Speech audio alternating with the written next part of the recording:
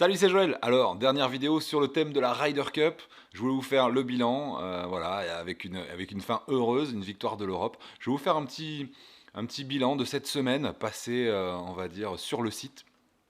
Et vous faire un petit débriefing pour ceux qui m'ont suivi sur la page Facebook. Chaque soir, je vous faisais un petit débriefing de la journée. Hier soir, c'était, comment dire, on est rentré en voiture, il y avait 4 heures de voiture, enfin bon, bref. Donc, j'ai pas eu le temps de vous le faire, donc je vous le fais ce matin, pas en live, en vidéo. En tout cas, voilà, j'espère que vous avez apprécié si vous étiez sur le site. Pour ceux que j'ai vus, j'en ai rencontré plein. Et puis, j'espère que vous avez apprécié ça chez vous. Moi, je suis resté, vous voyez, en mode encore ambiance. Alors, j'ai pas dormi avec, hein, mais je l'ai remis pour la vidéo, pour la vidéo, pour faire style, on est encore dedans. Mais c'était vraiment une super semaine, une semaine vraiment géniale. Et, euh, et en même temps, l'objectif de cette vidéo, c'est peut-être de vous donner envie, si vous n'êtes pas venu cette année, eh bien, au moins de tenter ça une fois dans votre vie, parce que c'est quelque chose d'assez exceptionnel. Alors, je vais justement vous faire, en même temps, je vais vous faire un petit peu une double vidéo, à la fois sur le bilan de la journée d'hier, et en même temps sur pourquoi vous devriez aller voir la Ryder Cup, et pourquoi vous ne devriez pas aller la voir, donc en fonction de vos préférences. Alors, un seul mot déjà pour la journée d'hier, c'est waouh. Waouh, parce que c'était encore un cran au-dessus, quoi. À chaque fois, c'est crescendo, c'est marrant. C'est la reco, la première journée, deuxième journée, troisième journée. Ça monte, ça monte, ça monte en quoi? Ça monte en volume, c'est-à-dire le nombre de personnes présentes, l'ambiance, et c'est quelque chose d'assez exceptionnel. Donc, je vous dis, le premier mot qui me vient, c'est waouh. Waouh pour, j'en ai parlé chaque soir, hein, mais enfin, le côté gigantesque des installations, c'est hallucinant, c'est énorme tout ce qu'il y a. Rien que vous arrivez, la première chose que vous voyez, c'est l'organisation avec les navettes. Alors il y a ceux qui viennent aussi avec les parkings, il y a plusieurs options évidemment, mais quand vous arrivez avec les navettes, tout est vraiment... enfin, il y a énormément de bénévoles, énormément de sécurité, tout fonctionne vraiment super bien, c'est remarquable d'arriver à gérer autant de monde comme ça, c'est hallucinant. Donc ça, c'est la première chose. Encore hier, j'étais vraiment sur le cul de voir à quel point enfin, c'est bien, c'est super bien organisé. Euh, donc les installations aussi, comme je disais, c'est hallucinant, la taille des tribunes, la taille des bâtiments qui sont sur place. Enfin, c'est waouh, c'est quelque chose. Enfin, vous avez dû le voir à la télé si vous n'êtes pas venu. Ça, c'est le premier truc. Ensuite, quand vous arrivez, c'est la beauté du site, d'accord? Alors là, le golf national en plus s'y prête. Enfin, c'est vraiment le parcours qui s'y prête, hein, avec les fairways qui sont encaissés et tout le public est autour. Ça donne encore plus une sensation de monde par rapport à des parcours qui sont plats. On a vraiment l'impression, voilà, d'une arène. Et ça continue en plus avec les gradins sur plein de trous, hein, au 14, au 2, au 1. Enfin, il y a plein de trous comme ça où ils ont mis des gradins. Ça a allongé encore plus cette impression de monde. C'était vraiment impressionnant. Ce qu'il y a de génial aussi, c'est de pouvoir voir à quelques mètres de vous quand ils sont au practice, quand ils sont en train de s'entraîner au chipping, quand ils sont sur le putting green, quand ils vont. Nous, hier justement, j'étais avec Aurélien et Vincent que je salue. Salut les gars, on s'est bien marré, on a passé une journée excellente. Ça aussi, vous voyez, par exemple, si vous allez à la Ryder Cup, n'y allez pas tout seul. Vous pouvez être en mode, voilà, avec les écouteurs, etc. Moi, j'avais toujours aussi un petit peu les écouteurs pour essayer de suivre, avec l'application aussi, pour voir l'état des matchs. Parce que un point compliqué, c'est quand vous êtes sur place, que vous suivez, que vous essayez de regarder, c'est difficile de suivre tous les matchs, quand vous avez 12 matchs surtout hier. Mais avec l'appli, en fait, c'est assez facile de voir. Puis il y avait les grands écrans aussi, qui de temps en temps, ils mettaient un bilan, on voyait beaucoup de bleu, c'était les points de l'Europe, donc c'était bien. Même si à un moment, ça a failli tourner, c'était waouh, c'était un moment où on s'est dit, oula, les Américains sont en train de renverser la vapeur, ils sont en train de remonter, surtout avec leurs trois premiers matchs gagnés assez tôt. Et donc, et donc, ouais, comme je vous disais, si vous y allez dans 2 ans aux États-Unis ou dans 4 ans à Rome, allez-y avec 2 ou 3 copains. Franchement, l'expérience est encore meilleure. C'était chouette. J'étais avec Brahim en début de semaine. On a passé 2 jours ensemble. Voilà, parce que c'est des moments qu'il faut partager en fait. Voilà, c'est juste une expérience qui doit être vécue à deux ou trois. ou plus, hein, si vous aimez être en groupe. Mais voilà, moi en tout cas, j'ai vraiment apprécié ce format-là. Ensuite, ce qu'il y a de génial, et je vous l'ai dit dans les lives de chaque soir, c'est l'ambiance, quoi. L'ambiance, c'est quelque chose d'hallucinant. Vous avez, euh, vous avez des gens qui sont, alors c'est beaucoup les Anglais, je pense, qui contribuent à mettre cette ambiance-là, quoi. Et il y a les Guardians là qui sont excellents en bleu et jaune et qui lancent les clappings, qui lancent les chants. Et c'est exceptionnel de voir ça. C'est-à-dire d'avoir une ambiance de stade de foot, mais ce que j'adore dans le respect des joueurs, c'est-à-dire que quand les joueurs jouent, il n'y a pas un bruit. Quand les Américains mettent des super coups, ils sont applaudis. Évidemment moins que les Européens, mais voilà, le but du jeu aussi, quand on est sur place, c'est d'encourager son équipe, hein. Mais vous verrez jamais au foot que quand, enfin, je veux dire, le camp adverse applaudir quand il y a un but, voilà, des adversaires. Alors que là, au golf, si, quoi. Et voilà, il y a aussi l'amour du jeu. Et ce que je trouve exceptionnel, c'est ça, c'est cette ambiance stade de foot, en gros, avec le respect et on va dire le fair play qui fait la valeur ajoutée du golf, quoi. Donc ça c'est aussi quelque chose d'exceptionnel à vivre. Et moi, c'est ces deux dernières raisons vraiment qui m'ont poussé à aller voir la Ryder Cup, parce que j'étais conscient qu'en y allant, j'allais moins voir de coups entre guillemets que lorsqu'on est devant son canapé avec la télé où il change en permanence de trous et de joueurs, il remonte les coups qui ont été joués, etc. Donc de temps en temps ils font une rétrospective avec les meilleurs coups. Donc au niveau, on va dire quantité de coups vus ou on va dire ah, euh, appréhender l'ensemble de la compète et où on en est, comment ça se passe, comment on joue les uns et les autres, c'est plus facile à la télé. Par contre, clairement, moi j'étais allé là-bas pour voir les joueurs, d'accord, Tiger Woods, Phil Mickelson, Spieth, etc. Tous ces mecs-là, on les voit uniquement à la télé, dans les magazines, mais on les voit pas en vrai, sauf si vous avez l'occasion d'aller au British Open. Moi, ça m'est arrivé une fois, mais c'est pas toujours à côté, c'est pas toujours évident. Et, euh, et donc, voilà, ils viennent une fois par an en Europe la plupart du temps, pas beaucoup plus, quoi. Il y a qui Justin Thomas qui est venu cette année à l'Open de France, voilà. Il y a quelques années aussi, il y a 4 ans, je crois, c'était Bubba Watson, mais c'est hyper rare, quoi. À chaque fois, c'est un événement. Et là, boum, vous avez les 12 meilleurs, les 12 meilleurs Américains qui sont là. C'est juste chouette, et plus de voir des mecs comme Ben Crenshaw pour les amoureux du golf, pour Ben Crenshaw, enfin il y a et tous les capitaines aussi, les vice-capitaines, enfin les vice-capitaines, etc. Ce sont des mecs qui ont marqué l'histoire du golf et qui ont, enfin c'est juste génial. J'ai vu aussi plein des mecs comme Bud Sharman que j'avais jamais vu en vrai aussi, enfin je pense que vous connaissez, hein, c'est comme David Ledbetter, c'est un enseignant de très haut niveau quoi, qui est mondialement connu. Bref. Donc vous voyez, Bob Rotella aussi, Bob Rotella qui a écrit plein de best-sellers, j'ai lu tous ses livres, qui est juste exceptionnel, donc qui est préparateur mental. Donc voilà, c'était à la fois pour ça, puis à la fois pour palper l'ambiance, parce qu'on voit à la télé, on se dit waouh, ça a l'air quand même dément, mais alors à vivre, quand vous faites un clapping au départ du 1 ou même sur les autres trous, etc., il y a les poils qui viennent, hein, c'est juste hallucinant. Ouais, voilà, c'est quelque chose à vivre. Ensuite, l'autre chose, là, par exemple, par rapport à hier, c'était cette volonté. Alors c'était amusant parce que c'était pas pareil que les autres jours. Les 2 premiers jours, on sentait vraiment que, je sais pas, les Américains avaient du mal à rentrer dedans, à s'impliquer, etc. Et du coup, on sentait vraiment la domination, surtout le samedi.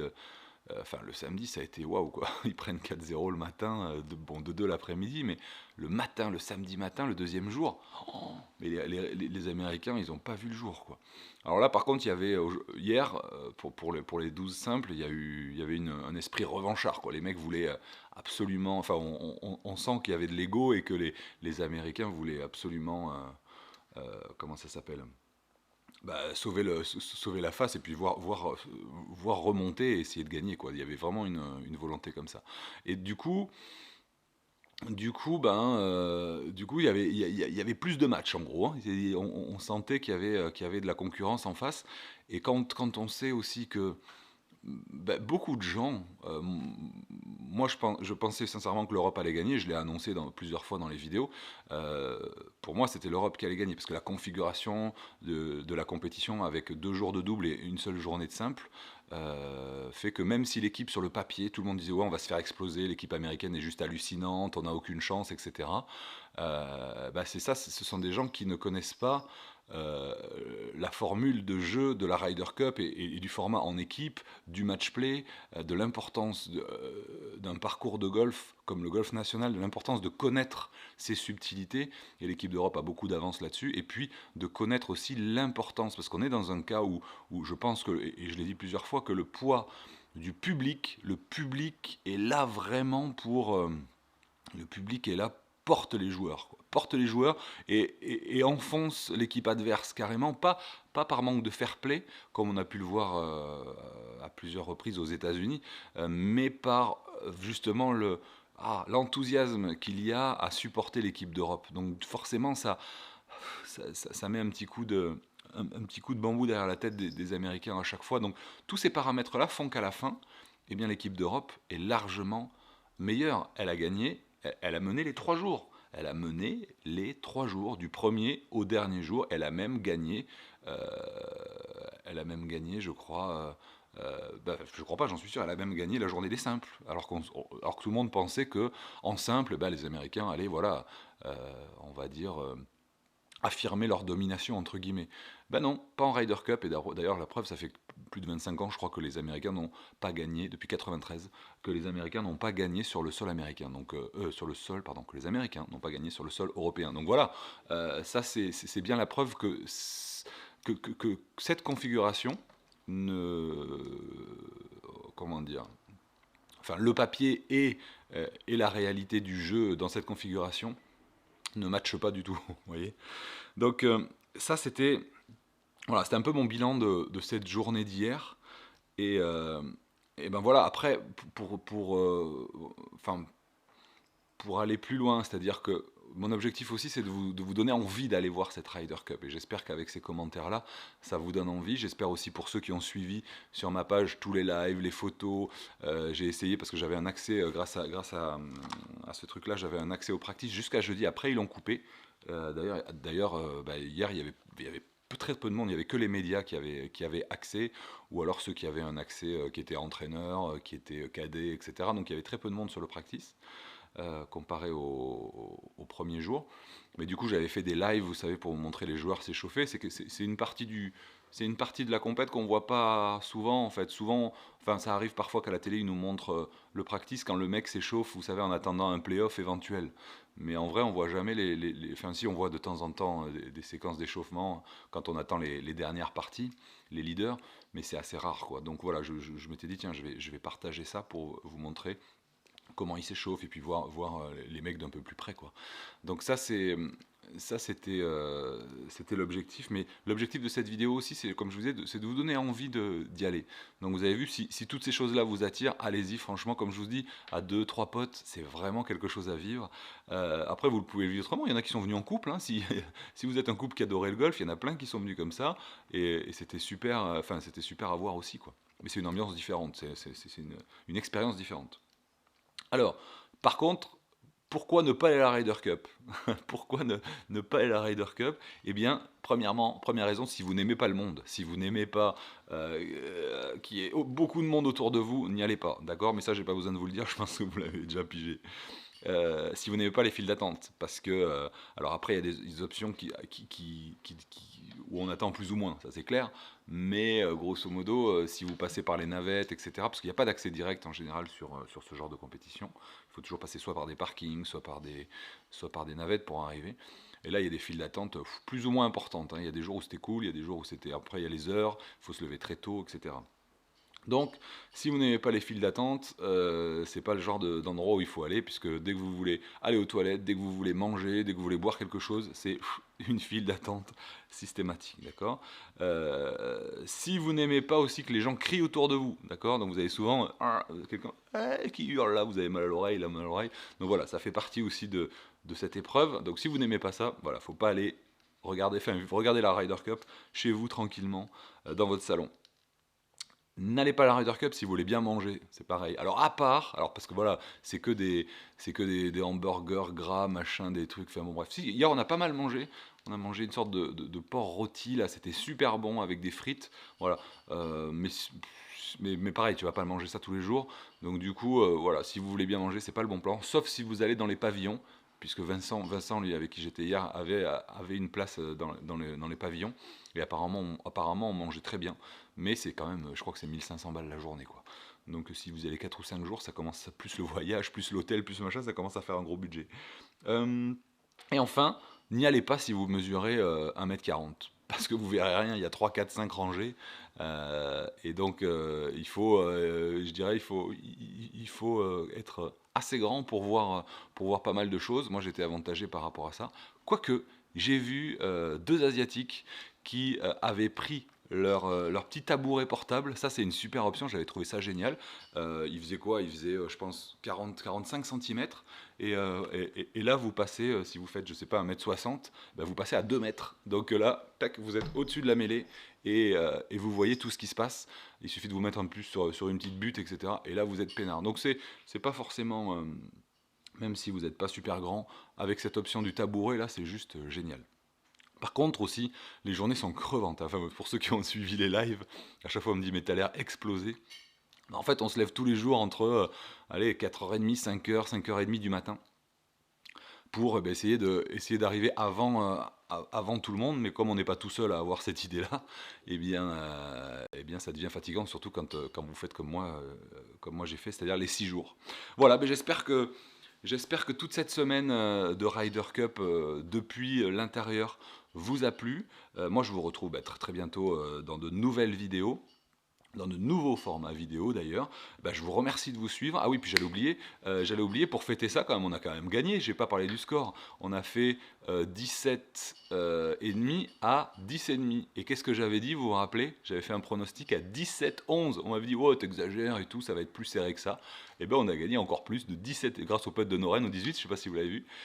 Eh bien, on gagne 17 et demi à 10 et demi, ce qui est quand même une bonne branlée, on va dire, en menant les 3 jours. Et donc ça c'est fabuleux. Donc pour fêter ça, ce que j'ai fait, c'est que je vous ai mis une page sur laquelle vous avez 100 € de réduction. On va faire ça pendant 2 ou 3 jours, je pense. Je peux pas faire ça tout éternellement, mais voilà, vous avez cet accès-là. Je vous l'ai mis juste en dessous de la vidéo. Vous pouvez prendre seulement par contre jusqu'à 5 formations maximum, d'accord? Voilà, c'est disponible pendant 1, 2, 3, enfin, pendant 2 ou 3 jours, je ne sais pas encore, vous verrez de toute façon en arrivant sur la page. Et puis je vous dis à très bientôt, merci d'avoir suivi tout ça, bye bye.